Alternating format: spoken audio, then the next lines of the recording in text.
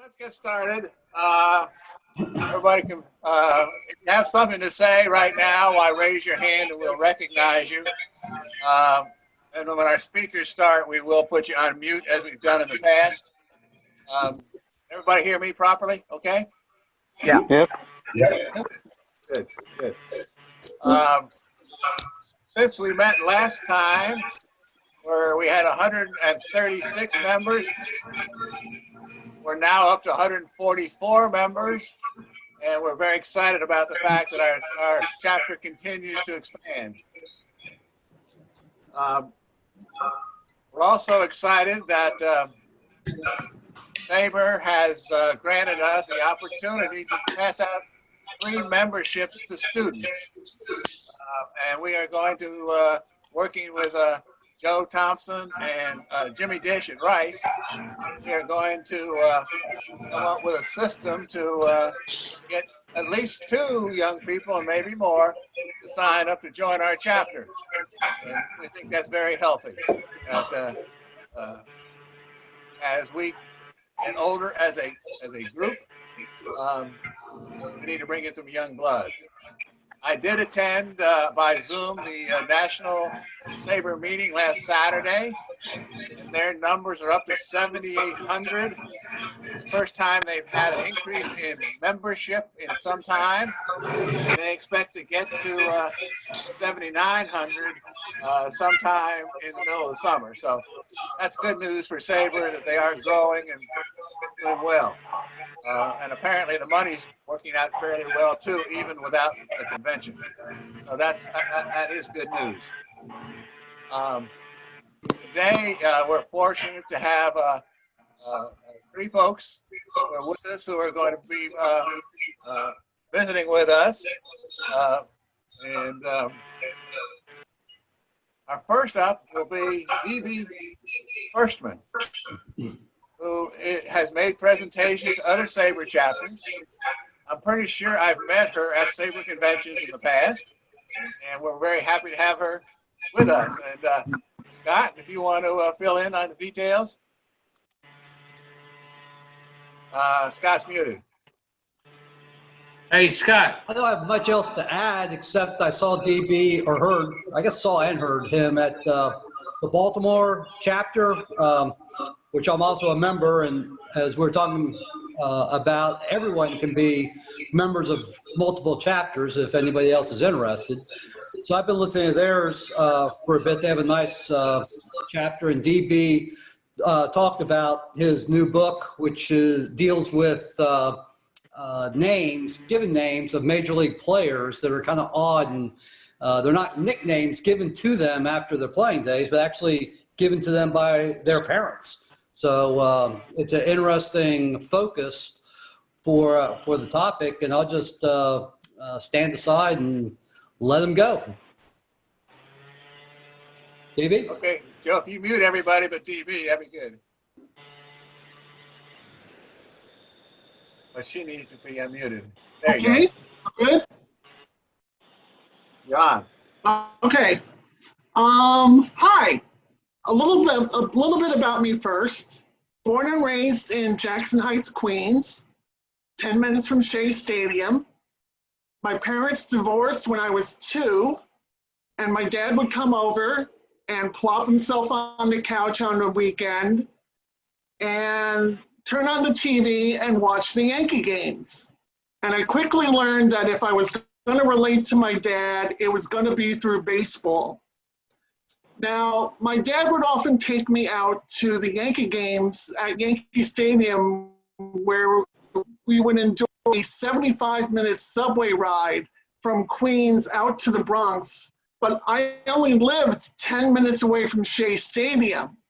And I once asked him, like, Dad, we're 10 minutes away from Shea Stadium. Why can't we go see the Mets? And he looked at me like I had 3 heads. I went to St. John's University. I studied athletic administration. I wanted to get into the business side of sports and work in an MLB front office, but it didn't quite work out that way. Instead, I became a career civil servant for the city of New York, but I never lost my love for baseball. the history, the athleticism, the numbers, and I joined SABR in the mid to late 1980s. I started blogging on MLB.com in 2004. Back then, you had to pay them for the privilege of putting your blog on their site. My blog was called Diamonds Are for Humor, and it was funny takes on what was going on in the game, photo captions, statistical quirks, and things like that. I also contributed to a Yankee-centric site called Bronx Banter. I did daily news aggregations, game recaps, and bomber-related statistical quirks. I also wrote for a site called Baseball Toaster. Again, quirky baseball stats and some wordplay regarding player names. In 2011, I ditched all of my other writing assignments and started up my blog, Value Over Replacement Grid, otherwise known as the VORG, which was like Diamonds for Humor, but I branched out to include things like baseball book reviews, song parodies. Hello? Hello? I hear you. Okay, we lost the screen for a moment there. Yep. Okay, sorry. Right. Thank you. Okay, we're back. It was with the VORG that I first started getting interested in baseball player names and the etymologies of those names. I was also interested in the etymology and origin of regular words, so this seemed like a logical next step. I started doing a regular feature on my blog where I presented the etymology of player birth names, first, middle, and last, along with a baseball bio and trivia regarding the player. I wasn't looking to just have a chuckle about the name, but I was also looking for something more studious or encyclopedic. After about a year of doing one or two of these per month, I thought it might be a good idea for a book. I reached out to John Thorne to ask his opinion of my idea. He liked it, and to see if he had any publishing contacts for me. He gave me a couple of small baseball niche publishing businesses, and it dashed off a couple of book proposals, and the responses back were all the same. We love the concept, we just don't think it'll sell. So I stashed the book idea away, and I took on other writing assignments when the opportunities presented themselves. For a while, I did game recaps and statistical analysis articles for ESPN's Sweet Spot baseball blog. I also provided articles for the Hardball Times, Baseball Prospectus, and the Village Voice. In the fall of 2017, Cecilia Tan noted my affinity for tracking the 3 true outcomes on Twitter and suggested that the topic might be good for a history of article for the SABR Baseball Research Journal. A few weeks of research and writing and 45 endnotes later, my article appeared in the spring 2018 BRJ. I presented my findings at the January 2018 Casey Stengel chapter meeting in New York, and then presented a poster version of my findings at that summer's National Convention in Pittsburgh, where it won the prize for top poster presentation. So emboldened by the BRJ article and the reception to the poster, I was itching to do something different in terms of my baseball writing. The blog was fine, but I wanted a new challenge. I mentioned this to a few friends, and John Thorne suggested me to a publisher at Skyhorse Publishing, looking to do a book on the history of the Subway series. I drew up another book proposal, and we started talking about terms, but in the end, I couldn't commit to 65,000 words in a year's time with interviews and photos when I already had a full-time job. Still, I started to warm to the idea of writing a book, but it would have to be on my own timeline, something I could break into workable segments that I could tackle piecemeal. I started working on a book that would have given a layman's introduction to new baseball stats, but soon realized that someone was already working on that very same topic and they had a stronger math and stats background than I did. Then it hit me. Why not resurrect the Memorable Names Profiles book project and this time publish it myself? After all, the world of self-publishing has really opened up in the last 6 years since I originally thought of the project. I could take my time, profile 100 or so names, and each profile could be its own little chapter to tackle.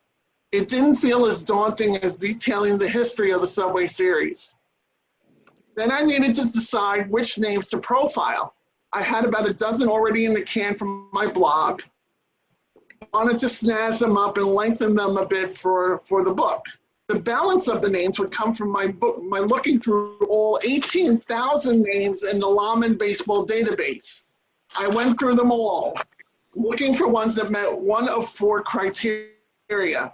1, they were alliterative or rhyming, such as Scipio Spinks or Greg Leg.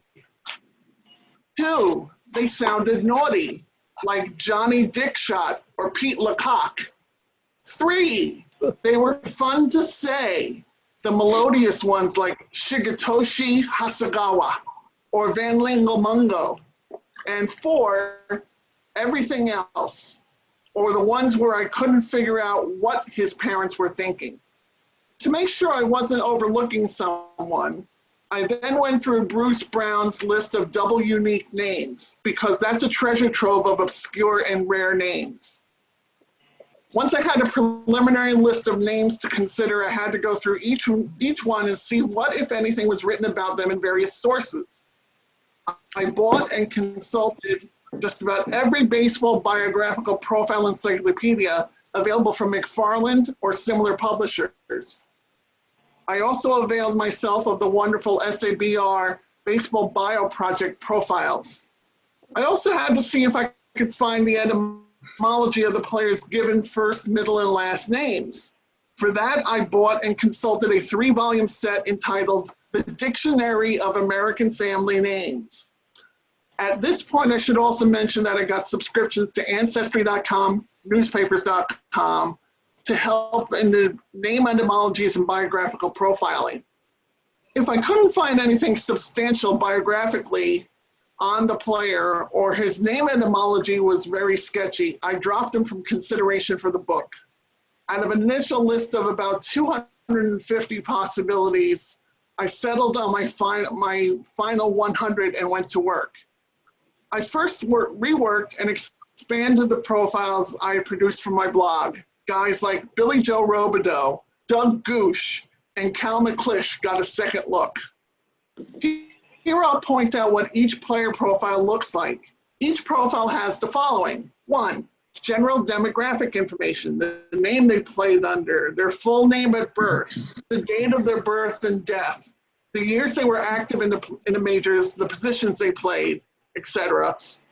2, pronunciation of any troublesome parts of their names. For example, it's JJ Poots, not Putz, and it's Sean Figgins, not Chone Figgins.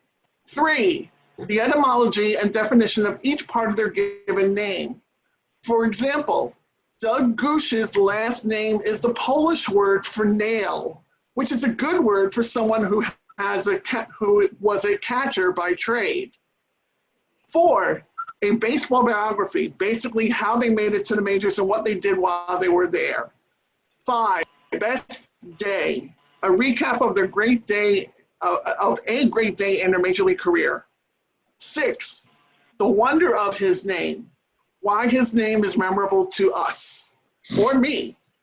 7, not to be confused with, names that sound and or look like the player's name. So for example, you don't get catcher John Jaso mixed up with outfielder John Jay, pitcher Jay So, or outfielder Jay Johnstone. 8, fun anagrams. Just because I can. Anagrams of the given names. For example, there was a Texas Rangers pitcher in 2008 and 9 named Warner Madrigal. He wasn't that good a reliever, so the anagram of his name is quite apt, that being marginal reward. And finally, 9, ephemera, factoids, tidbits, trivia about the player, details regarding their parents, their family, and their life after baseball. So let's give you some examples of what you'll learn in the book. First, we have Orville Overall. a pitcher for the Cubs from 1906 to 1910 and 1913. His nickname was Big Groundhog. He was huge frame. He was 6'2" and 214 pounds. And that was big compared to others of that era. And also he was called Big Groundhog because of his February 2nd birthday. The name Orville is an Old English derivation meaning spear strong. Next, we have the previously mentioned Scipio Spinks, who was a pitcher for the Astros and Cardinals from 1969 to 1973. Scipio is Latin, meaning staff or walking stick. Scipio Spinks is named after the great Roman general Scipio Africanus the Elder, who defeated Hannibal during the Second Punic War. We mentioned Pete Lecoq earlier. He was an outfielder for the Cubs and Royals from 1972 to 1980. Now, most people know that Pete Lecoq's father was Hollywood Squares host Peter Marshall. But did you know that on September 3rd, 1975, during what would turn out to be the last game of Bob Gibson's career, Lecoq blasted the only grand slam of his career deep to right field off of Gibson. Before he left the clubhouse that day, Gibson said, quote, "When I give up a grand slam to Pete Lecoq, I knew it was time to quit." Now, some names don't have a reference book etymology. For example, Drungo Hazewood was a hot prospect for the Orioles in the early 1980s. Cal Ripken raved about Hazewood's strength and tools. With regard to the name Drungo, the story is that just prior to his being born, and he would end up being the second youngest of 10 children, his mother told his 8 older siblings that whichever one of them won a foot race to the hospital would get to name the new baby.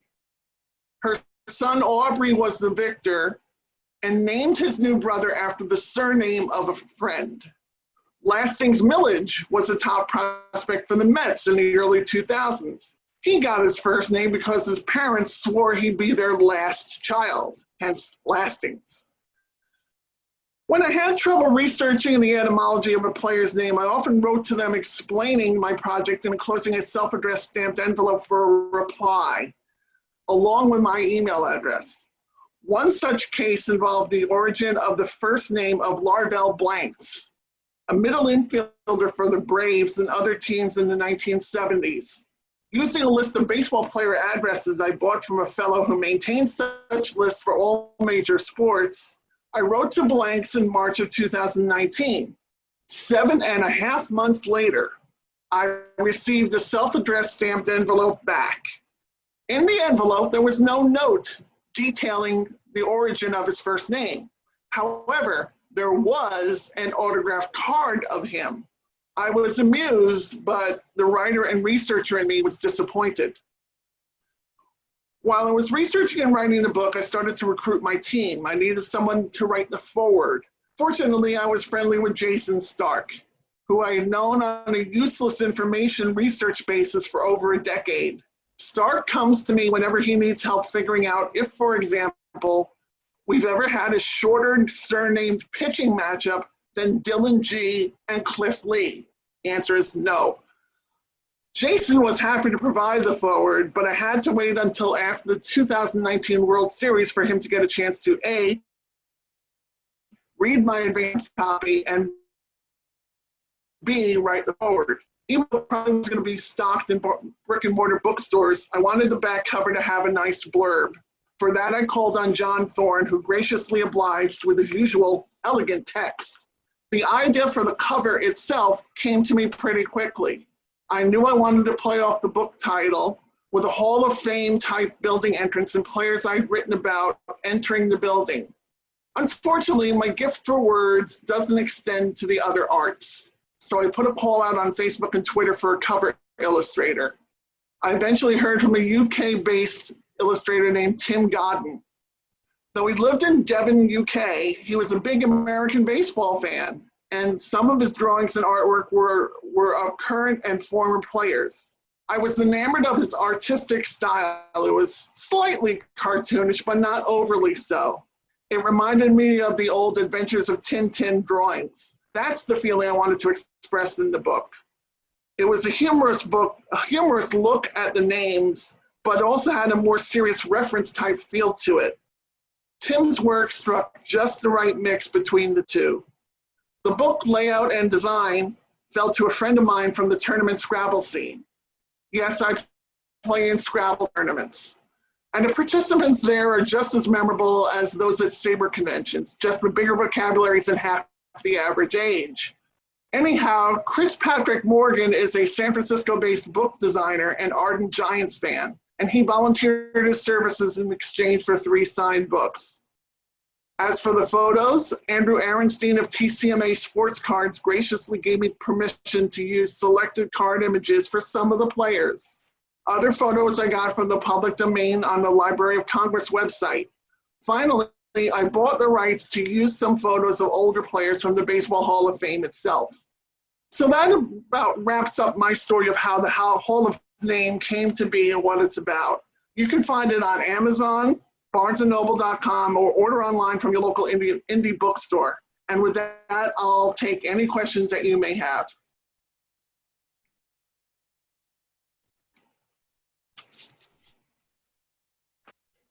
Okay. Unmute. We have questions? I got one. Hello? I have Okay. one. You may have mentioned this, but I didn't catch it. From the time you actually did start, because you said you were kind of pressed with an original possible deadline because of the length. How long did it actually take you? It took me a good 8 or 9 months of writing pretty much every day, and then another 5 to 6 months of getting the forward and the artwork and the photos all together. So it was a good solid year to year and a quarter between the beginning of the book and getting it out to the public. Well, I guess you're talking about the writing, but that's also including the researching, which took you an awful lot of time, probably more than the actual writing, didn't it? Yeah, I mean, it was fortunate in that I did have some resources available to me online. Like I said, the Baseball Bio project was extremely helpful because some of these players really didn't have careers. They had a cup of coffee, and there's no book written about most of these players. But yet, you go to the Baseball Bio project, there's 5,000 profiles out there. That's more than 1/4 of everybody who's ever laced them up and put gone on the field. And then, the work of like David Nemec, his baseball profiles from the late 19th century and early 20th century. So I had some ready resources. And then when I went beyond that, I went to something like newspapers.com or ancestry.com to do some research. And, some of the players' profiles, there wasn't much to say about them just because, like I said, their careers are very short and there's not a lot of online information. And I wasn't going to start like making a trip up to Cooperstown or things like that. I did a lot of work out of my house. That's the most efficient and less expensive way to do that sort of thing. And fortunately, Yes. these days, you can do it with all the sources that are available. Yes. I have a question. Sure. Anagrams I found fascinating. How many are in your book, and how long did it take you to say, oh, there's an anagram for this guy, there's not one for this guy? And Okay. while you're on that subject, Scipio Spinks is a member of our chapter. Do you have an anagram for him? Yes, I do. I don't know. I don't remember it offhand. I could get a copy of my book and look it up, but I will tell you that I am not. I will give up my trade secret. I have a software program that generates anagrams based on the input that you give it. So if you put in Scipio Spinks and you say, I want it to be a male gender, about sports or about politics, or I want vulgar words or I don't want vulgar words. It'll spit out sentences or at least phrases that kind of make sense from an English standpoint. But I can't take credit for all of that creativity. I had a question. I came in Sure. just a couple of minutes late. I don't know if you talked about if you've done both traditional and self-publishing, but I wanted to get your comments on that. I've done both myself, and especially if anybody here maybe wants to jump into that realm, if you had any pieces of advice, especially for those who want to self-publish.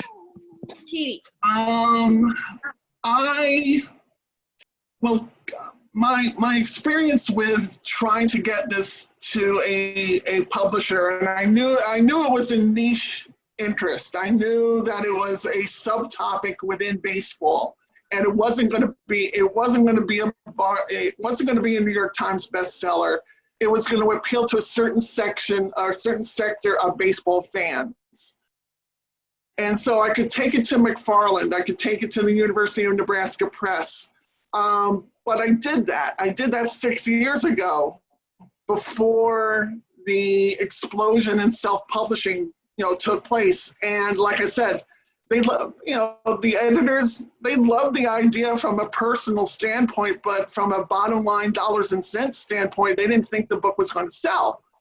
So really, my desire to write a book was a passion project of mine. I wanted to see if I could really go from the germ of an idea of a book to get it out and research it and write it and get it published through a print on demand service.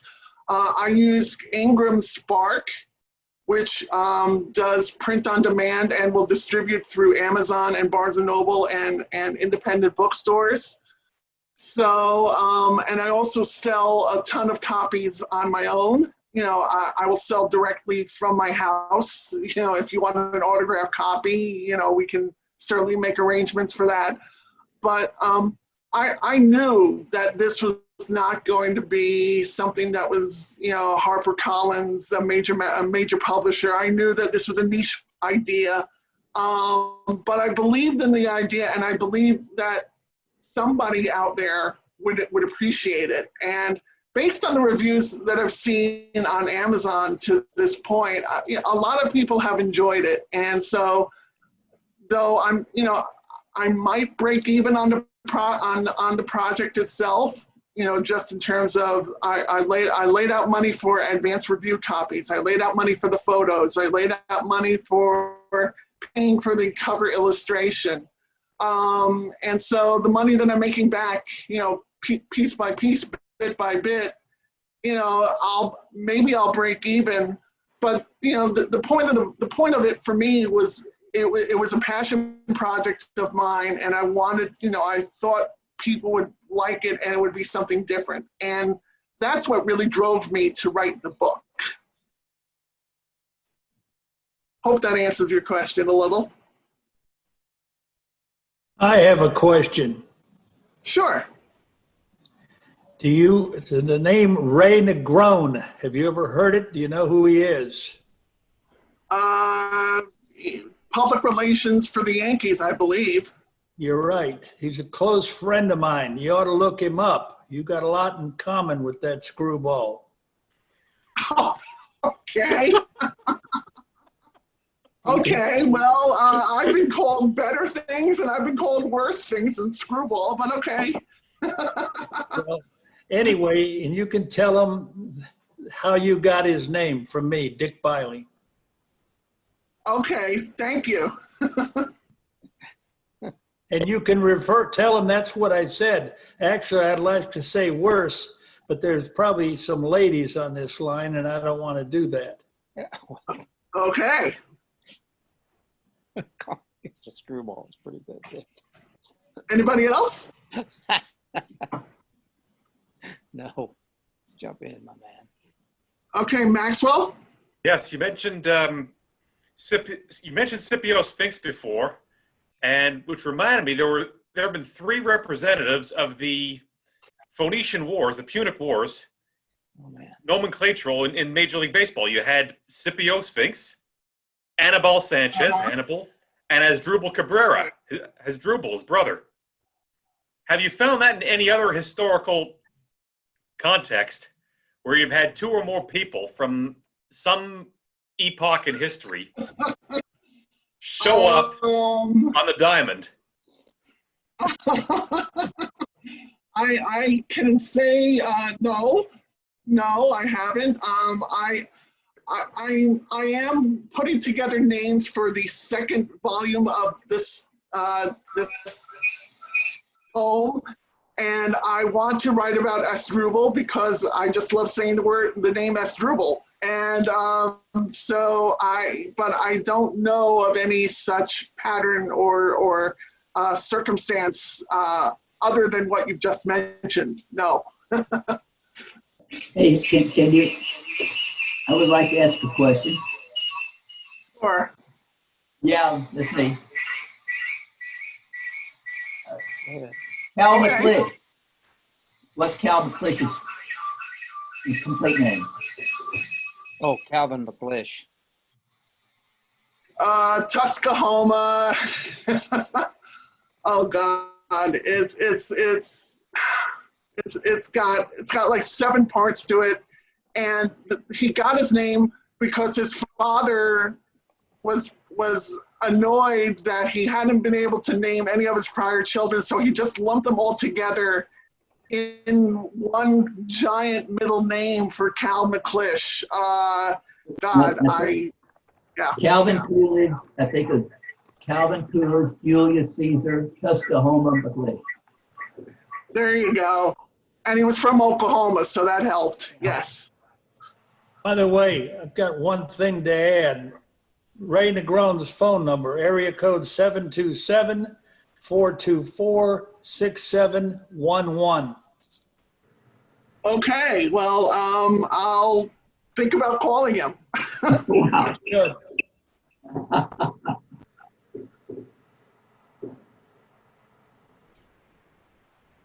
Anybody else? All right. Marcia? Marcia wants to ask a question. Will somebody unmute Marcia?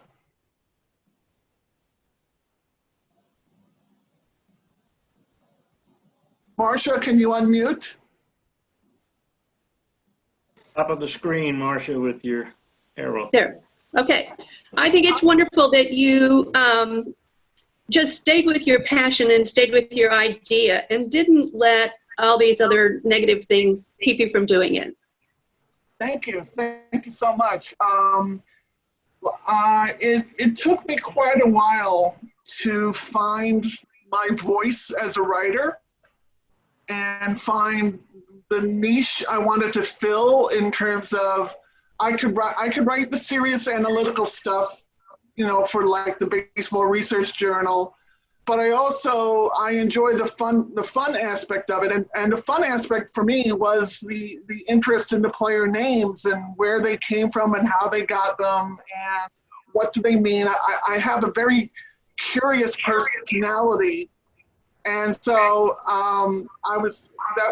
that drove me to write the book. That was really sort of a stepping stone in terms of the crystallization of what I wanted to write about, and I'm glad I followed through on it. Thank you.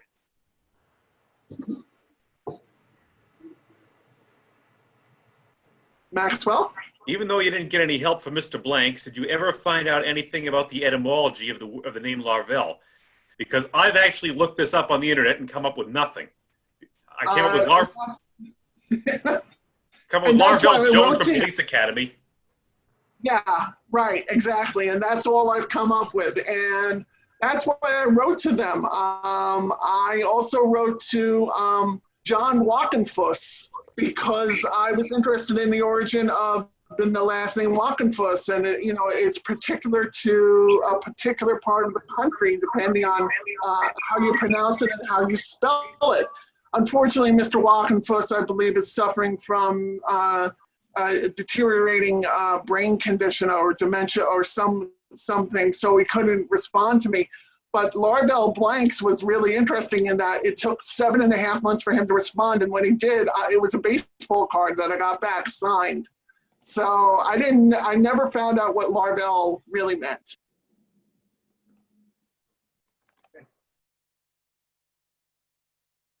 Thank you, DB. We appreciate your comments. We appreciate your passion, and we appreciate you being with us today. And thank you so much. I had a great time. If you want to order the book from me directly, it's dbfirstman@gmail.com. And for $20, you can PayPal me to dbfirstman@gmail.com. I will get you an autographed copy, postage free. Postage will be on me, and I'll get you a copy. Or you can go to Barnes & Noble or Amazon. And I really appreciate you having me on this evening. Thank you so much. And again, the exact title of the book. Look for Hall of Name. That's all you need. Hall of Name. All of Name. Hey, DB, I'm going to go ahead and chat that out to everybody. So what's your Gmail address again? DB Firstman. DB Firstman, just like at Like gmail.com. Okay. At gmail.com, yes. Okay, I sent it to everybody. Hopefully that's right. Thank you. Yep, that's it. You got it. Thank you, DB. Thank you. okay, we're going to move right along now. And we're really excited to have an individual who has been associated with baseball in Houston for a great number of years. He was the broadcaster for the Houston Astros on radio and TV. And more recently, he's worked for the Skeeters, and he's going to be on TV tomorrow night, to tell you the truth, to broadcast a game with the Skeeters. He lives here and in Arkansas, and he can tell us a little bit about his career and what's going on right now. So let me introduce Brett Dolan. Brett, you're muted. That work? There you go. All right, we're having some wonderful weather here in Sugar Land, so I've switched from my computer to my tablet. So hopefully I'm off and rolling now. This has been the most interesting year, and I think probably any baseball fan, once they get to the end of 2020, if we're still alive and kicking, will probably say the same thing. But a couple of opportunities I've had this year that I'll share. Jeff Blum and I got a chance to be part of the first baseball event that came back. It was a 3-day, 6-game college baseball event in Bryan College Station in the first week of June, inside the bubble. And then most recently, the Skeeters have undertaken this 4-team league of minor leaguers, a few former major leaguers. Fernando Rodney is signed. We all remember Fernando, the relief pitcher, in addition to a few others. And they've actually been playing games with fans in the stands, 1,500-ish, maybe on some nights, wearing masks on the concourse. And we broadcasted 3 of the games already on AT&T Sportsnet, and tomorrow is our 4th. There is a rumor Roger Clemens will join us for several innings, so we'll see if that works out or not. But it has been a crazy year. My baseball broadcasting schedule starts on February 14th. So when you call the college games, you get in early. And I was in Pittsburgh, Pennsylvania on February 14th in a driving snowstorm after doing a basketball game the night before. And I was fortunate to get back to Fayetteville, Arkansas, and call a game the next day. And then a couple of weeks later, we were here at Minute Maid Park for the College Classic, which is truly probably the best college event there is going, with 9 games in 3 days. And I called 6 of the 9. And to do so, I was able to see my son in his senior baseball year play 4 games in the mornings. And I saw my daughter play a couple of games too. Little did I know that his senior season was about to end, and our college season of course, was about to end too. I missed calling a no-hitter on the first game Sunday with the Oklahoma pitcher, Dane Acker, but I got to see my daughter hit triple instead. So that's the giveaway I got. I got to see her triple rather than to see a no-hitter. But we were off and rolling with what looked like maybe one of the more unique baseball seasons I've been a part of, and then everything came crashing down. And as a father of a 2020 grad and a baseball player, that was a bitter pill to swallow. We put so much. When I say we, there's no he. It's a we family thing when it comes to the amount of time and money we spend to put forth the opportunities for these kids. And to see it end was crushing. But this kicked in a couple of these events I've been a part of. And having lost a lot of work and a lot of opportunities, I will say it's been a lot of fun to be a part of these. And I'll take you to that Bryan College Station event because it was held the weekend that college baseball's regionals normally take place. We had 100-ish players from all across the country. We put together 4 teams and played games. And Jeff Blum and I sat there and called them on pay-per-view, scorching hot nights in Bryan College Station, and we loved it. I will say it's the best therapy I had in a long time to be back. And we broadcast games in front of no fans. We were in the bubble. We had the test taken multiple times with the nose swab so that we were clean, I guess, in order to be around the players and the coaches. But Blummer and I had the same thought the first night when we were calling games in front of no fans, which is what the broadcasters will have in the major league starting soon for the foreseeable future. It reminded both of us of a trip from Houston to Milwaukee, and Greg will remember this, and Bill and Tal will remember the same thing after the hurricane in 2008. And what was unusual is we took forever to get to the airport that day, the day of game, where we were playing a home game, if you remember, against the Cubs in Milwaukee. And we got to the airport after probably an hour and a half drive of detours and floods, only to realize, other than the traveling party, there were only 4 more people in the entire Bush airport. And it was eerie, right? To walk down the airport, everything's closed. There's one plane. You didn't have to wait to take off. And it reminded both of us, Blummer and I, of that event and how strange it was with nobody in the airport. Of course, we got, as a team, we got to Milwaukee about 3 hours before the game. Our pitcher that night, the Astros pitcher, Randy Wolf, had carried his suitcase down 17 flights of stairs at his high-rise that did not have power. And he was pitching against a well-rested Carlos Zambrano. And if you remember, of course, all Zambrano did was throw a no-hitter against the Houston Astros that night. Our guys were a little bit out of sorts and out of whack and got no hit. I will say the Astros did extremely much better the next night when they got 1 hit against Ted Lilly of the 2008 chase for the wild card. There were fans there, but it was the uniqueness of that trip that made us kind of harken back when we were calling games in Bryan College Station. I'll share one thing with you though from that event. You know, I was so touched by these players, these college players. For many of these guys were hoping that this year would be the opportunity for them to get to the professional ranks. And this was before the draft was altered. A lot of these guys were hoping to be drafted late, maybe in the 35th round, maybe get an opportunity to go play baseball. And they watched their world come crashing down.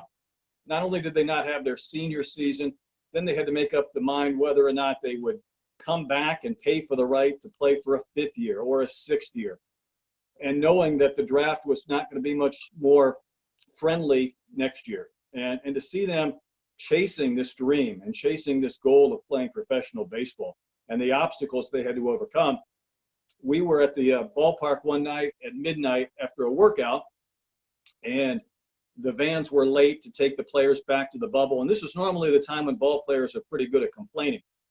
And I talked to a couple of guys, and it was 100 degrees, and it was midnight. And I said, you know, I'm sorry that, you know, this isn't working well tonight, transportation. There's Robbie, named after Jackie Robinson, right there in the picture. Hi, Robbie.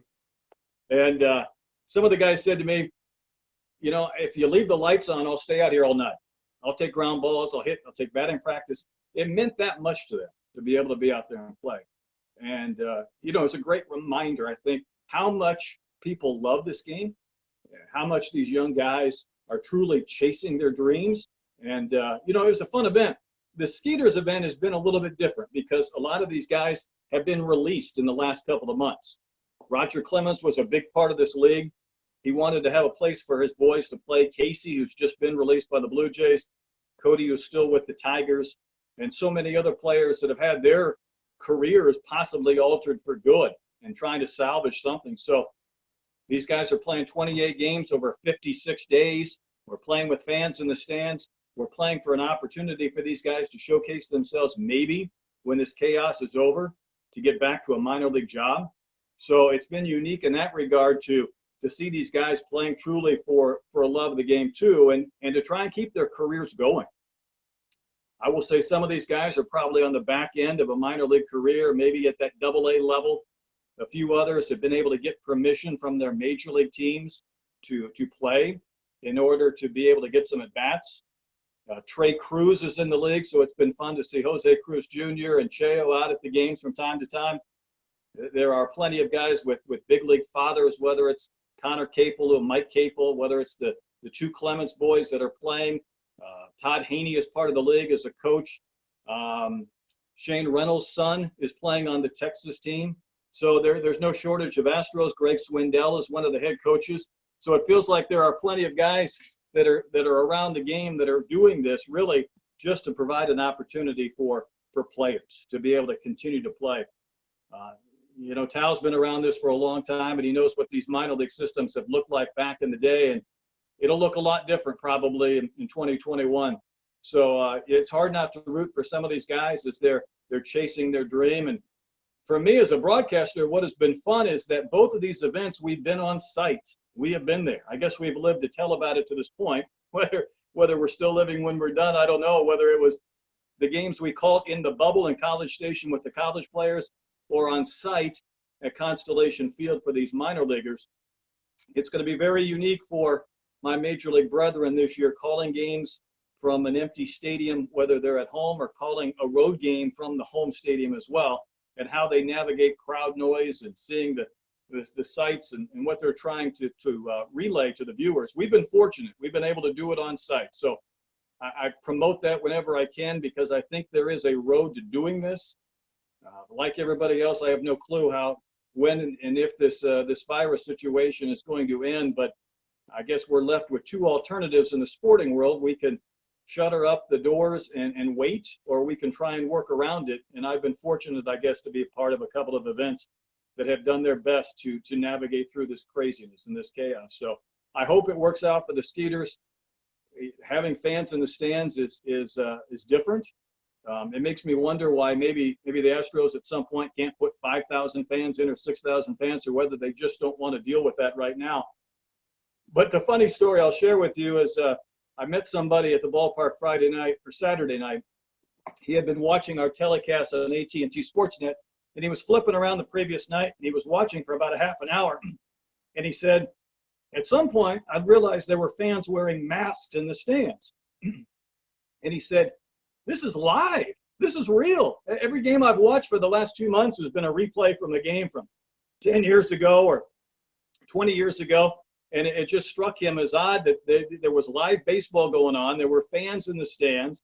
And I guess that spoke to the uniqueness of 2020. So he had to come out the next night to see a game in person because he thought, is it really possible that some of this has come back in a time frame where we as fans could watch it on TV or watch it in person? So it has been unique. I would say that, to say the least. I hope that we're able to get our game off tomorrow with Roger Clemens and then do it again on Thursday. And the league will continue. We'll lose our opportunity on AT&T Sportsnet because they will have bigger and better things to televise soon once the Houston Astros season gets back and rolling. And I'll be anxious to see that as well. But from starting my season on February 14th, leaving a snowstorm, to trying to see my college-bound son play some high school games, to some of these events in College Station, and of course now in Constellation Field, I will say it has been bizarre, and it has been crazy. But somehow we've been able to watch some baseball, and truly that has been the best therapy for me. Watching so much chaos in this world, to be able to see some games, see them in person, and root for some guys to hopefully go on and make the most of this year and put themselves in a position next year, whether it's playing again at the college level or playing at the minor league level, or maybe for some at the major league level. This will have all been worth it for them just to get some playing time. My cat keeps jumping on me, so he must want me to talk some baseball. So if someone has a thought that they want to share, or talk a little ball about the craziness this year, be glad to do so. I have a question about, you brought up Bud Selig in that game with Zambrano. That's why we all Astro fans love Bud so much. How were the players on that trip? I mean, it seemed like their mind couldn't have been on the game, which would help explain the no-hitter. Zambrano had nasty stuff that year, but. Yeah, you were right. They were subdued. For some, they had no power. Others, they were leaving their families behind, and we were on a road trip through Milwaukee and then to Miami. So I think there was a lot of unknowns. My power in Sugar Land came back right before I left. For others that were up north in the Woodlands or thereabouts, they didn't have power for the better part of a week, if not more. So there was a lot of concern. And, you know, ball players are creatures of routine, and Greg probably remembers this too. Normally you're in the city the night before. You don't usually arrive at 3 o'clock for a 6 o'clock game, or you have to make the decision whether you're just going straight to the ballpark or you're going to drop your suitcase off at your hotel. So these guys were, as you can imagine, distracted and not quite into it. And then Zambrano comes out throwing BBs that night and no-hits the team. And as Lance Berkman said so eloquently after the game that night, he goes, "I can't believe our fans so lustily cheered for the Cubs in our home game," because it was all Cubs fans that were there. And the next night, I mean, it was pretty close. I think Mark Loretta had a single to right field off Ted Lilly, and that was it. So 2 games, 1 hit, 2 losses. And after that amazing run with Ty Wigginton playing left field, Carlos Lee injured, the team looked like they had a great chance to get to the playoffs. Those 2 games pretty much shot the team right down the drain. And they were shot down, as you recall, from that point on until the resurgence, because that was really the last team that they had before 2015 that still had some kind of a chance to win until they went to Milwaukee. That's exactly right. It just felt like the wind came out of the sails, so to speak, and they went down to Miami, and it was not a pleasant circumstance. And I will say, you know, when teams have their years basically end because of games, it doesn't come with quite the story that does, playing 2 home games against the Cubs in Milwaukee and getting 1 hit, but it was a difficult stretch. May I ask you a question personally about how you're handling, because you've been doing it now for several years, this Arkansas Sugar Land combo? I mean, what is your normal situation during the course of a school year? It's crazy. I know the 9.5-hour drive well, if I don't stop at Buc-ee's a couple of times. So it's a little bit bizarre. Sometimes I spend as much as 3 months in Arkansas without coming home. And in a normal fall, I would be just about ready to do that, because I'm there Monday through Friday. I'm leaving to do a football game. I'm calling a football game someplace on a Saturday, coming back on a Sunday to Arkansas and doing the same thing all over. And then once basketball season hits, we get the overlap of February is basketball / baseball / softball, and that goes through March or April. So I have spent more time in Texas than I have in a long time, and I appreciate that fact because I've been working from home, which I can do here as well as Bud Walton Arena. But there was one time, Greg, after that college classic, I got to see my kid play 4 times. And again, I'm thankful I did this. He had games the next Wednesday and Thursday. I came back. I watched him play 2 games. I left at 9 o'clock at night. I drove through the night. I got back at 6 a.m. I went to work at 9 as if nothing had happened. So I've done that a few crazy times just to try and see whatever I could and be around some games. And had I been back in my office this last week on Tuesday, I was going to drive straight through the night to Arkansas, get back at 8 a.m., go to work for 2 days, drive back through the night to call a game last Friday. But I've been saved from that. I didn't have to do that. So, do you keep an apartment there? I do. You do. Well, that helps. Yeah. Well, and I also know that you don't call it what it was called back in the days that we were working in the Southwest Conference. This will date us, but there were people around here that called going to, well, let's say Vietnam, it was called. because of that drive that you have to take around the mountains and the hills, and driving a big TV truck made a couple of guys age quite a bit every time they had to go. I have no doubt. It's a lengthy drive. I've gotten to see more of Oklahoma than I ever hoped to get a chance to see again, in all the small towns that I passed through. I will say this though, and Greg, I know you appreciate baseball at all levels. The one thing for me is being around that Arkansas baseball program the last few years has been amazing. They had a chance to go to the World Series for the third straight year this year. I think they would have made it. During an SEC weekend series, they'll have 33 to 35,000 fans there. They have an indoor facility. They're building 40 some suites. And there were times, I don't think I'm discounting the system. Back in our days when we worked together, people would tell us that the Corpus team maybe had one or two prospects that could possibly play at the big league level back then. I'm watching SEC series when I'm looking out there saying there's 8 or 9 guys that are going to make the big leagues between these two teams. It's that good of caliber of play. It's better than some of the poor major league systems. So I've been blessed in that regard to be able to see some high caliber baseball, but I've missed an awful lot of Sugar Land and Houston and what's going on around here.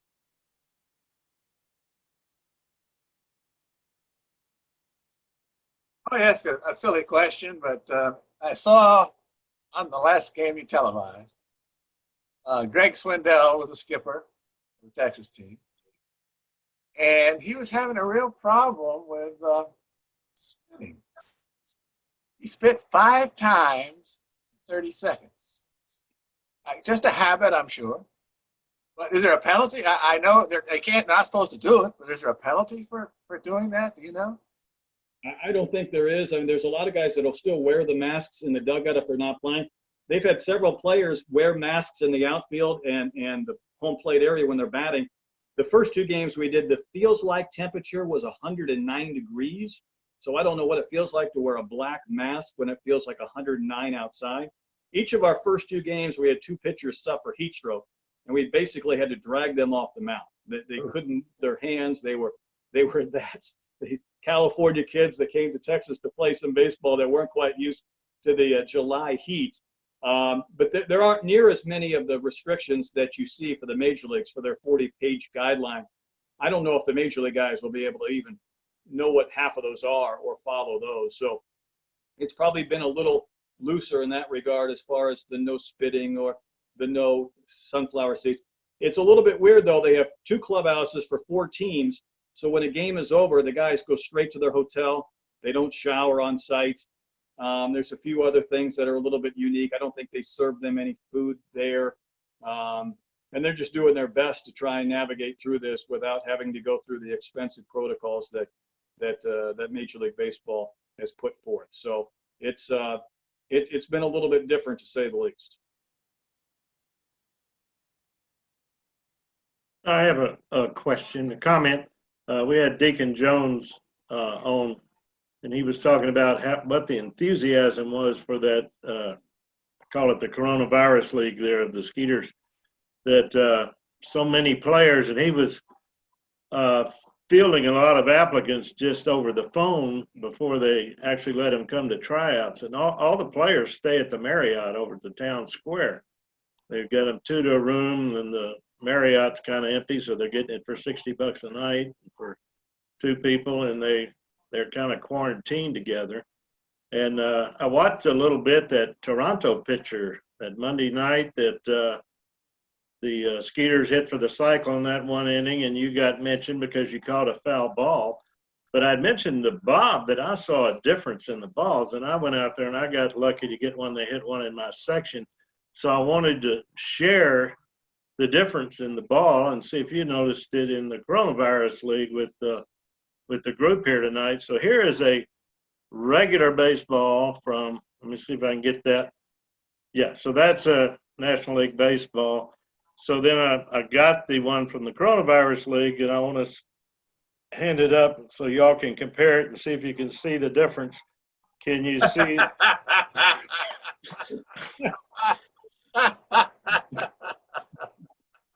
That's an actual. Did you notice that when you caught it, Brett? I did not notice that, as a matter of fact.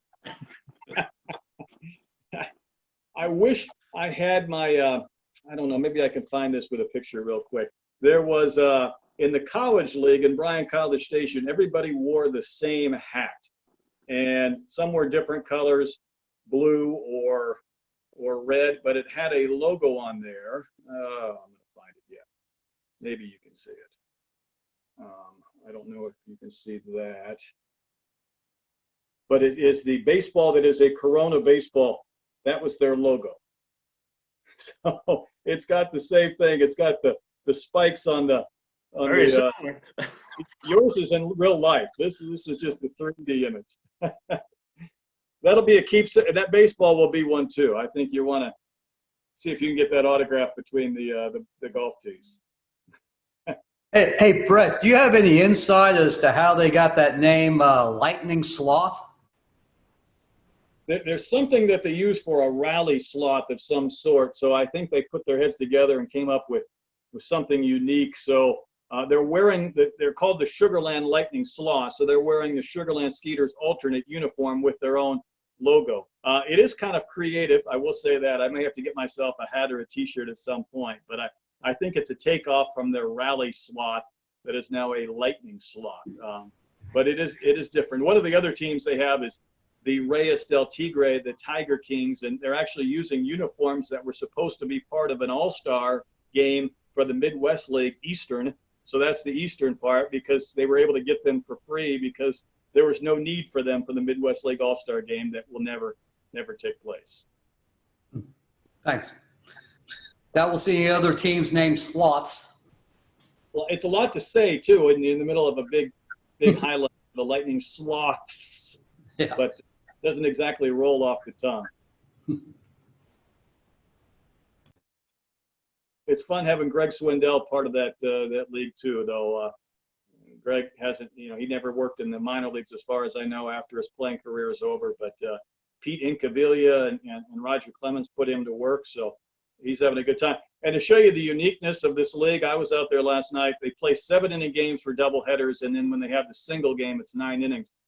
So the first game of the doubleheader last night, they had a no-hitter, the first no-hitter in the ballpark's history. The second game was tied after 7 innings. So their tiebreaker is a home run derby, and that's how they decide the winner. In our event in College Station, of the 6 games Blummer and I called, we had 3 extra inning games. And the first one, we did an international tiebreaker where we put runners at second and third, I think, with nobody out, and that's how we played it. And the next 2 nights, we went straight to a home run derby with LaTroy Hawkins pitching. So I guess if ever there was a year to experiment and have some fun and not burn your bullpens up, this has been it. And I've seen a little bit of everything from the international tiebreakers to the home run derbies and even one yesterday too. So I guess they're getting creative on how not to use 10 pitchers in a game or play for 5 hours.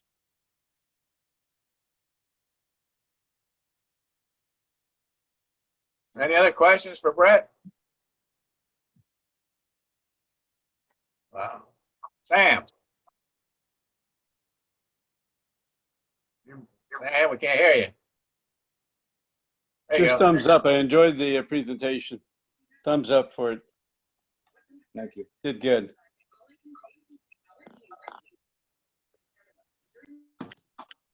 Brett, are you calling Arkansas football games or just baseball and basketball? I do baseball, softball, basketball, volleyball, the occasional gymnastics. Please don't listen. I have no clue what they're doing. I just try and get through it as best I can. Football, I'm fortunate to do a national radio game every week, and I think I'm a little bit, maybe I'm biased. I felt like we had the best schedule going. My last game last year was Alabama-Auburn. We had Wisconsin at Ohio State. We had Utah at Washington. We had Texas A&M at Clemson. So if we don't play college football this year, I'm going to miss it because those are the highest profile games I do, and it's a lot of travel. But I work with Gino Torretta, the 1992 Heisman Trophy winner out of Miami, and we have a pretty good time traveling the country, going to a different conference every year. So it gets me away from seeing Arkansas football, and I get to see some pretty good games. But well, I'm crossing my fingers we play because I'm not sure economically how college sports survives without it. Hey, Brett, Chris Marullo here. I was your producer along with the great Bob Elliott at KTRH, about 10 or 12 years ago. Just want to say, hey, enjoyed producing the games with you, Dave, and Milo. And if you don't mind, I'd share a memory of the night of Biggio's 3,000th hit. It was one of Milo's off innings. And I remember what he got several hits that night, and we really weren't expecting him to do it that night. But it was one of Milo's off innings, and I just remember you and I can't remember who was on play-by-play and who was doing. You were doing play-by, and you guys brought Milo on board to make sure that he got to do the call. And I remember just how touched he was with that. It means a lot to me, Chris, that you remember that, and that it touches me too. You know, we had looked for guidance from our bosses at the time, and I said, what do we do, right? I mean, Milo should call this, and there's Ken Griffey wanted Marty Brenneman on for his home runs, and he made it known, and we were just kind of looking for a little bit of guidance, and no one would say anything. And the day that series started with Colorado, I called Milo and I said, you know, if he gets to 2.999 and I'm calling the inning, you need to come in and do it. I don't think we expected it to be that night. And sure enough, in the 7th inning, there he came. And I know it meant a lot to him, but it felt like the right thing to do. And for me, I got to do, you know, being in the booth, rarely do you just turn your mic off and be a spectator, but I got to do so that night because just watching that great moment, which is still one of the highlights for me, even though I didn't have much of a role in it, but I still have, I'm going to show this to you, I still have the Craig Biggio jersey that hangs in my office with a picture of me interviewing him right there. All right. Clemens is over here someplace, and Nolan Ryan and Ryan Sandberger next door. But it was quite a night, and I know it was replayed, I think, not that long ago on 790 maybe. But I appreciate you bringing that up. Yeah, it was a Friday night. He had 297, and he went 5 for 5 that night. And Carlos Lee won the game with a walk-off grand slam, extra inning. I remember Carlos walking into the clubhouse and saying, I hit a walk-off grand slam, and I'm not the player of the game. And he was saying that tongue-in-cheek. It's pretty hard to hit a walk-off grand slam and to be shown up, but Craig found a way to do it. And, you know, that was it was an incredible night. I thought Milo had a great call, and Brownie had a great call, too. So the two guys that needed to be calling it put their signatures on, you know, one of the top 5 moments in the franchise's history. That was either the first walk-off grand slam or the only one in Astro history. I can't remember. Is that right? Funny part was Craig, the night he announced his retirement, I did an interview with him pregame for some reason. And I did it in the media room, and his family members circled. It was the only interview I've ever done where his wife and his kids were sitting there the entire time. And then Craig went out and hit, he might have hit a grand slam that. I know he hit a home run. And he was my post-game interview from the dugout at Minute Maid. And it was just him and I. And that's the picture that's enclosed in that autographed jersey. And I don't know if I ever had a night where I interviewed somebody for the pregame show and post-game show. But pregame, it was because he announced his retirement.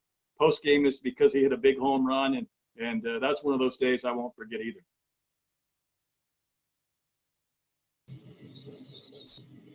Oh, Brett? Donnie? Yeah. What's happening with the minor leagues next year?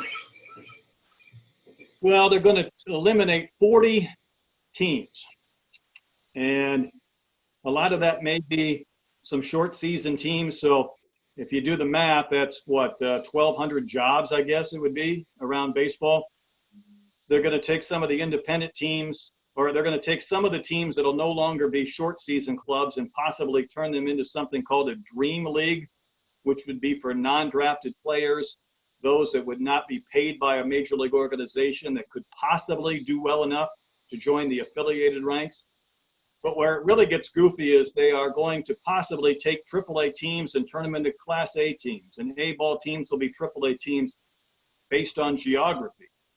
So from someone who spent 12 years in the minors and was proud to work in AAA, there could be a Fresno team that's AAA or Sacramento, and they're going to say, well, the West Coast teams are now A-ball teams. And Dayton in Class A is now going to be a AAA team, and it's going to be chaotic. There was a big article written on BaseballAmerica.com today about how really at this point no one knows anything. The uniqueness of this story is after they cut 40 teams, there has been rumors of them possibly adding 2. And the 2 that seem to be rumored are St. Paul and Sugar Land. So I don't know if there's a possibility that Sugar Land would become a AAA affiliate of the Houston Astros going forward, and then what that would do to Round Rock. The player contracts, the PDCs, the 2- and 4-year deals with the respective teams would go out the window. The minor league baseball organization that oversees minor league baseball may just be blown up. And basically Major League Baseball will take over minor leagues, eliminate 40 teams, and restructure everything. So for a lot of these minor league teams that are probably completely devoid of revenue all year and not knowing what the economic future holds, they also don't know exactly what their structure with the major leagues is going to be. So stay tuned to that, but it's going to be maybe the biggest shift in minor league baseball in decades.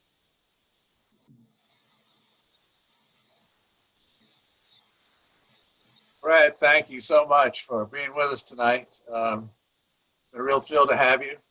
It's good to hear your voice after all those years with the Astros, and we've enjoyed our relationship. You know, Brett was the MC for one of our banquets over at Sugar Land, and did a great job. So, Brett, we thank you for all you've done and wish you well. My pleasure. Thank you. Now we're going to shift gears. Tony, you're already ready. We have come quite a ways with our newsletter. And as you all know, Tony is our editor. And we had an editorial board meeting before this conference call today. And we're certainly hoping that we'll be able to publish our newsletter, which is going to be a summer newsletter, hopefully by the end of this month. And Tony, you want to bring people up to date a little bit? Hi, Bob.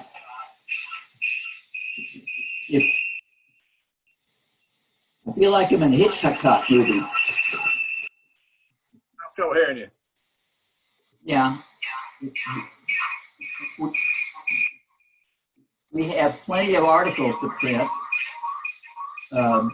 We have columns from Greg Lucas, Mike Vance, Cal Smith, Bob Dorrell will give us the president's page, and Bill Brown, and we think we may have something from Bill McCurdy, and it will be a quarterly, at least 6 pages, and we have plenty of material to print. I think you will really be pleased by it. Scott McKay and his wife have done an outstanding job in layout, and it's really professionally done. So keep tuned, it's going to be pretty good. I know my audio is really bad here, so I'll with Bob's permission, I'll just cut off my participation right there. I want to thank Bob Stevens, whose son Matthew designed the logo for the front page, and we have Megan Gronsky, who delivered who came up with another beautiful logo. So we're going to use both of them, and it's amazing to me the talent that we have in this chapter.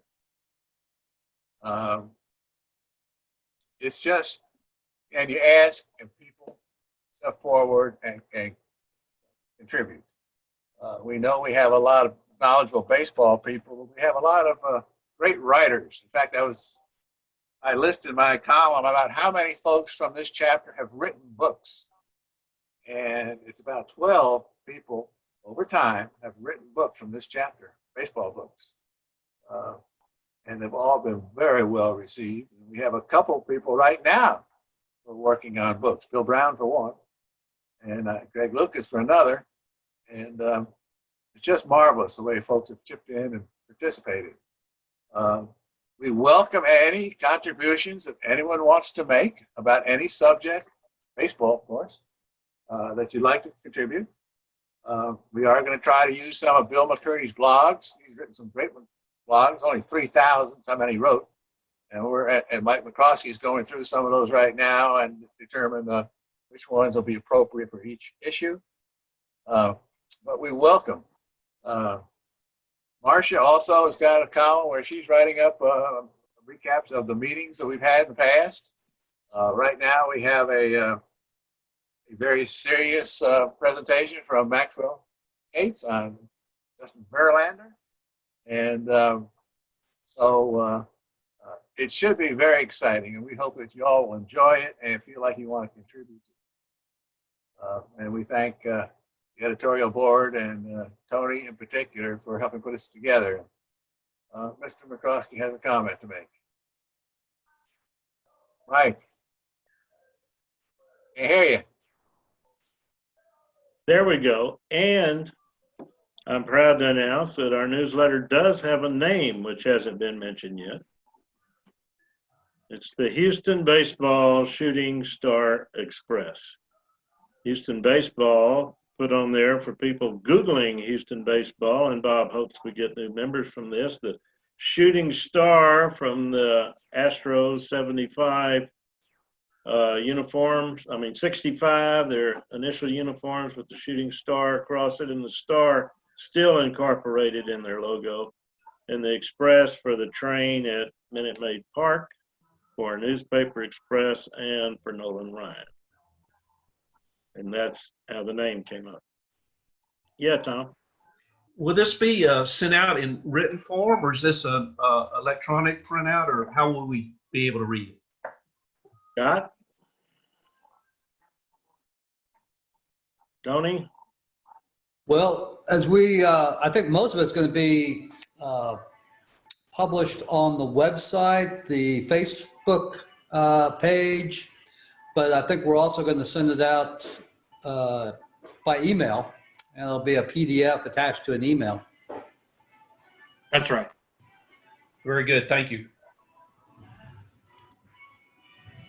We've had a lot of collaboration from our people, and we're just so very thankful. Scott stepped up for the leadership as far as he and his wife putting the newsletter together, and I think you'll be proud of our efforts, and we hope to have the first issue out, like I said, by the end of the month. Okay. Any comments, questions before we talk about trivia? Having heard none. Scott, where are you? I'm up here. We've seen a lot in the news lately, especially with the Washington Redskins changing their names and the Indians potentially changing their name. So I thought I would do franchise names for trivia. So we've got 10 questions for those of y'all playing, with some of them multiple answers. So probably in the neighborhood of 20 to 25 total possible answers in this trivia. I'll get everybody a minute or two to get their paper and pens ready. 25? Yeah, 20 to 25, but only 10 questions.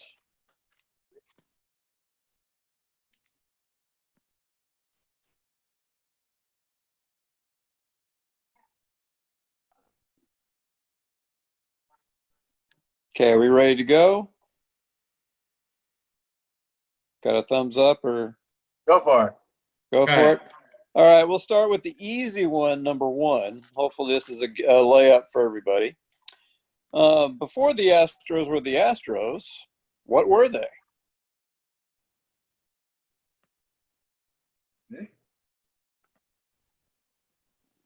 Okay, number two, as hopefully most everybody knows, the Atlanta Braves were once the Milwaukee Braves and the Boston Braves. But they also had 4 other nicknames that they were known as before they were the Braves. You get a point for any of those that you can name.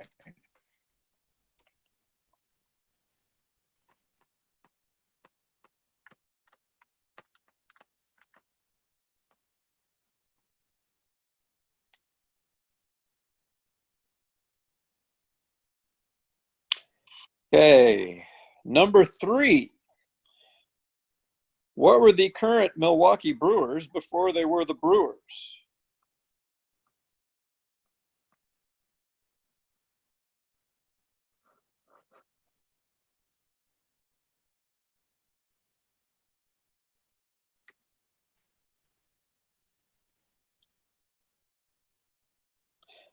Okay, number 4. The Dodgers, of course, have been in LA and Brooklyn. They have gone by actually 6 other nicknames. You get 1 point for any of those that you can name.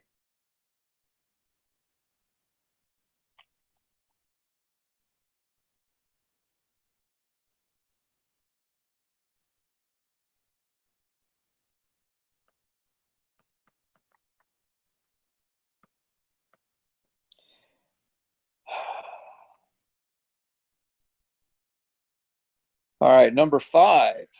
The aforementioned Indians have gone by 3 other names. 1 point for each one of those that you can name. And who knows, maybe they'll choose one of these 3 if they decide to change their name.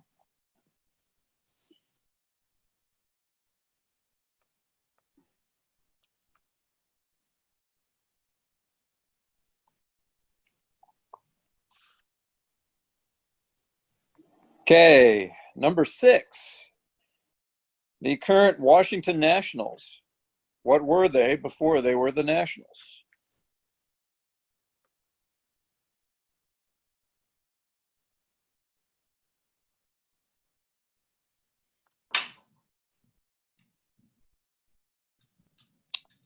Okay, number 7. What were the Baltimore Orioles before they were the Orioles? There's 2 possible answers there.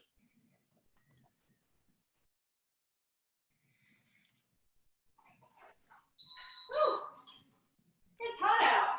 Yes. That is that. Yes. Okay, number 8. The Cincinnati Reds have gone by 2 other names. 1 point if you can name either of those.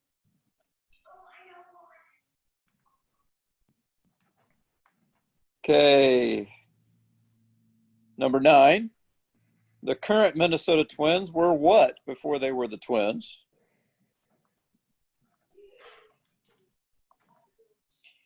And finally, number 10. What were the Yankees before they were the Yankees?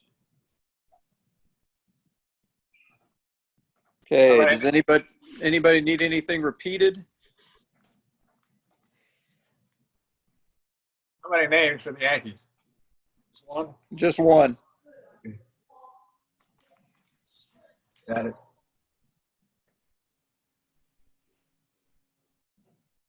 Robert Beck got all of them. No?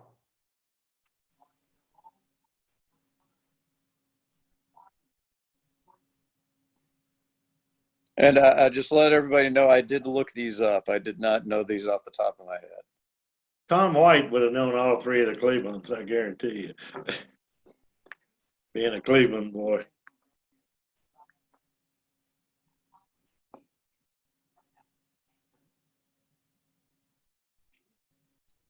Okay, anybody need anything repeated, or you want to go ahead with answers?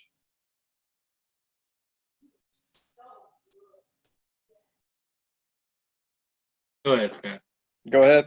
Okay, well, number 1, this is the gimme. The Astros were what before they were the Astros? 45. Yep, there we go. Colt 45s. Easy enough. Okay, so number 2, the Boston Braves. See how many of those nicknames y'all might recall. Bean Eaters? That's 1. The Bees. The Bees would be another one. We say bean eaters. Bean Eaters is 1. Doves. Actually, well, close. One was the Doves, of all things. And then we had the, looks like the Red Stockings. So it was another one. and Rustlers, if there was actually a fifth one. Okay, so number 3 is actually easy if you remember where the Brewers were before they were the Brewers. Seattle. Seattle Pilots. Yeah, that would be the Pilots. That is correct. Okay, number 4, what were the Dodgers? Robins? And they weren't the Dodgers. Robins and Trolley Dodgers. Robins was 1. Trolley Dodgers. Bridegrooms. Bridegrooms. Bridegrooms is another one. Atlantics. The Atlantics is number 3. Superbas. That would be number 4. Which was that? Superbas. Who said that? Who said that? What was the answer? Oh, okay. Chris? So those are 4 of them. So what I've heard is Robin, Superbas, Bridegrooms, and Atlantis. They've also been known as the Grays. And I can't even read the 6th one. I can't even read my own handwriting. So I'm going to skip Weren't they the Trolley Dodgers before they were shortened to Dodgers? I did not see. I actually looked all these up on Baseball Reference, and they did not have that in there. So I'm not disputing that fact, but not something that I saw. Well, I got one then. Okay, number 5, the Indians. What were they before they were the Indians? The Naps. The Naps would be 1. Wahoos? Wahoos? That would be 2. Spiders. That would be a different franchise. Spiders went defunct. They were, yeah. Weren't the Molly McGuires one of their names? Didn't say that. I see the Blues as the 3rd one. I did not see any of the other ones on Baseball Reference. Okay, number 6 should be a gimme. The Washington Nationals were what before they were the Nationals? Expos. That would be the Expos. That's correct. Okay, number 7. What were the Baltimore Orioles before they were the Baltimore Orioles? St. Louis Browns. They were Milwaukee the St. Brewers. Louis Browns. Milwaukee Brewers, too. They were, so that would be either one. So Browns and Brewers. Huh. Okay, number 8. That is the Reds. Red legs. Red legs, red stockings. The Red legs, red legs, stockings. Red legs and red stockings is correct. So there's 2 answers. Right. Number 9, the Twins were the what? Senators. That was the Senators. That is correct. And number 10, the Yankees were the Highlanders. They were the Highlanders. That is it. That is your Orioles. quiz. So that completes your quiz. So let's see who gets to do next month. Take it off my hands. I got 8 out of 10. Not really. 8 out of 25. I got 11. 13. 13. I got 12. So obviously less than that. Al, 18. how many did you get? Oh, you're fine. Robert, how many did you get? 9. 9. Oh. So 13 is the high I've heard so far. 18. There you go. Never mind. 18 Okay. is the winner. I have 15, but not 25. Did you Google those, Maxwell? No. Herb Stemple whispered them to me from the isolation booth. The guy with the face for radio. I love it. Okay, congratulations, Maxwell. Thank you. So I'm doing the trivia next month. Yes, sir. Yes, sir. Sounds good. I want to congratulate this particular quiz though, because it was doable. Didn't take, nobody got 25, whatever the maximum was, but you could get 8 or 10. And some of our questions in the past have been a bit obscure, and these were much more fair. Oh, thank you. Was a good quiz. I concur. Except for that Cleveland question. Okay, anyway, our next meeting will be, I'll screw it up, August 17th. And we have two speakers lined up, just to let you know, tease you a little bit. One will be Tom Stone, who has written a book about out taking the field. And we have Chris Gross, who's the director of amateur scouting for the Houston Astros. Thanks to Mike. So we have two speakers right now. We'll come back, we know about it, and we have Maxwell doing the. Actually, that amateur scouting guy will be very interesting with all the changes that Brett was alluding to, that I'm sure Tal will be mentioning in a piece he's written in baseball with the amateurs. That's going to change a lot with all the fewer draft picks, fewer minor league clubs. Amateur scouting will be interesting to hear what he has to say. And we hope we still have a season going by that time. Well, we hope the teams are still using amateur scouts by that time. That's true. That's true. That's true. I think it's interesting about the Skeeters possibly being the AAA club. When they built that park, there's a minimum number of seats you have to be a AAA club, but they built it so they could expand it. And I don't know what's going on with it other than there is discussion. Well, it's been mentioned, Sugarland and as he indicated, St. Paul have both been mentioned as former independent teams that might be moving up. You're right. That would be interesting how that would work out. And the other thing that there was a story today that indicates the National Association's contract with Major League Baseball expires at the end of this year. So even though some of the teams have longer contracts with Major League affiliates, those contracts would be moot if, in fact, Major League Baseball and the people that run minor league baseball do not re-up. And they may not. So we shall see. There was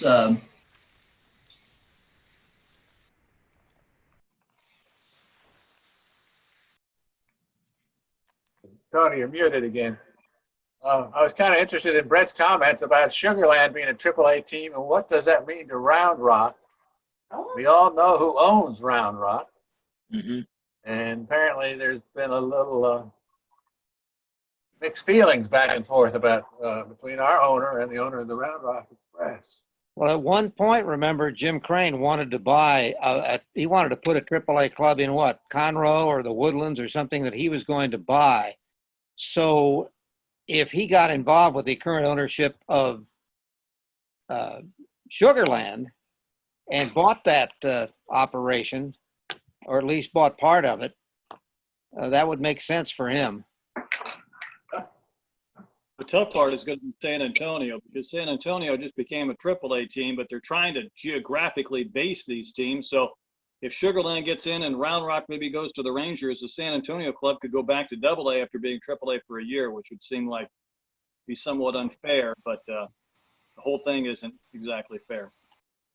Well, the question I had is, so if we have more teams that are unaffiliated, if a major league team signs a player, like say Scott Cashmere was signed from Sugarland, is Sugarland also compensated for that, or is the player just signed outright? You know, because like you think of the old days where like DiMaggio was signed from the Seals and things like that. The Seals were actually compensated. Is that still the case, or is it just player via the major league team? If it is, it's nominal. If they just buy out of his contract, and as Brett knows, when these guys are playing at Sugarland, they weren't being paid much, so their contracts weren't very much.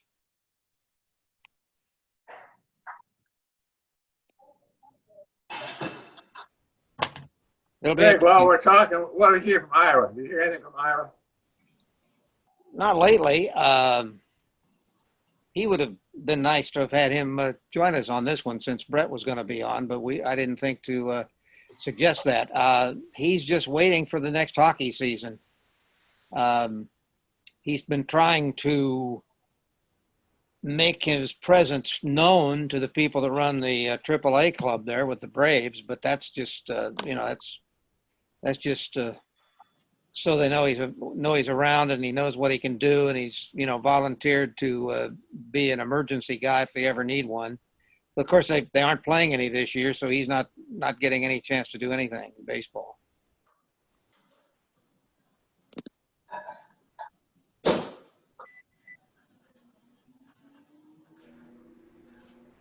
Okay, guys, that's all we have unless somebody, oh, Mike, excuse me, you did have something you wanted to say. Apologize. Mike. Mcclish.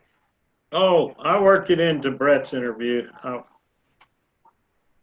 This is the only Corona ball I know in existence. Okay. Well, I want to make sure you have that chance. Hey, Bob, I do have something. Yeah. Hey, if anybody wants to go back and watch any of those, SABR did their virtual convention where all the presentations that would have happened at Baltimore, they did them online. But if anybody wants to go back and watch some of them, they've been doing them for the last couple of days and weekends. I can send out the links, or you can go to SABR's website and look up their virtual calendar, and all of those are being replayed on YouTube. So if you want to watch any of them, I've watched a couple. They're pretty good. So I do have a question. This meeting is being recorded, right? yes, sir. Especially Where you. does it get played? What's that? Where does it get viewed if anybody want to see it again or miss the meeting tonight? It's going directly to the federal government. Well, once we clean it up a little bit, we then put a beginning and an ending. I try to upload it onto the our own SABR Houston YouTube video page, and then people can go back and watch it. Which I've done that for the last 2 meetings. So there is a SABR Houston video YouTube page if you want to go back and watch some of those. But they're available now, then. Huh? Yes, they're available now. Usually about a week after this. Commercial free? Commercial free, sir, and online. So if you want to watch the Deacon meeting, you can see that. And if you want to watch the meeting last month with the meeting last month. Stanton. Yes, sir. Mike Stanton. Wow. Mike Stanton, it's up there now. Mike, you better get that ball, patent it. Yeah. I'm working on the glove to catch it. By the way, there are 4 more of those virtual SABR sessions starting Thursday night, Friday night, Saturday afternoon, and Sunday afternoon. You just go to SABR.org and sign up for them. What was that, Herb? I couldn't hear you. Okay. There's still 4 more sessions of the SABR virtual convention starting Thursday night. They're 2-hour sessions. It's also Friday night, Saturday afternoon, and Sunday afternoon. So you can sign up for each session individually, and so far they've been pretty good. I've attended 3 of them myself. And you think we have a lot of people on these meetings? Those sessions have about 110, 120 people on them at the same time. So quite a few more. Yeah, we had over 200 at the annual SABR meeting last Saturday. I mean, it was just, 6 or 7 different screens full of people. Yeah. Interesting. Okay, guys. Thank you all. Thank you, Bob. Thank you. Have a good day. Thanks, Bob. Bye, everybody. Thanks, Bye-bye. Brad. Y'all take Thanks, care. Bob. Bye. Bye-bye. Thanks, Bob. Thanks, Joe. Thank you. Thank you, everyone. All right. Bye.